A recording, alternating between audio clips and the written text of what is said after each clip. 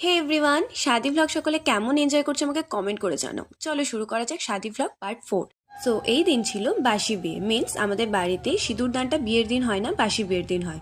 আর বাসি বিয়ের দিন পরেছিলাম আমি এই হোয়াইট কালারের সারারা টাইপ ড্রেসটা, যেটা আমি নিয়েছি ফ্লিপকার্ট থেকে। তোমাদের লিঙ্ক চাই তো কমেন্ট করো, আমি তোমাদেরকে লিঙ্কটা সেন্ড করে দিচ্ছি। আমার মা সকাল সকালই চলে গিয়েছিল, বাট আমি পরে ধীরে ধীরে রেডি হয়ে ভাই বোনদের সাথে দুপুরের দিকে গিয়েছিলাম। লজে গিয়ে দেখি এখানে দাদার বৌদি বিয়েতে বসে পড়েছে, আর তার বিয়ের সমস্ত রিচুয়ালসের পরই হয়ে যায় ওদের সিঁদুর দান। Congratulation to both of you. দুজনকে দেখতেও ভারী মিষ্টি লাগছিল।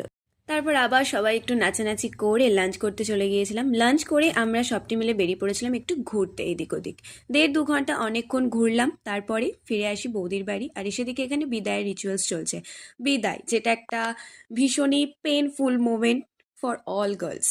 সিরিয়াসলি এই সময় বেশিক্ষণ আমি ভিডিও করতে পারিনি, বিকজ এখানে বৌদিকে দেখে আমার নিজেরই চোখে জল চলে এসেছিল। সো যাই হোক, এই পার্টটাকে রিমুভ করে আমরা তারপরে বৌদিকে নিয়ে চলে আসলাম আমাদের বাড়ি। সারা রাস্তা হেভি নাচ, প্রচণ্ড নাচ, এতটাই নাচ যে পরের দিন থেকে বডি পেনে আর বিছানা থেকে উঠতে পারছি না।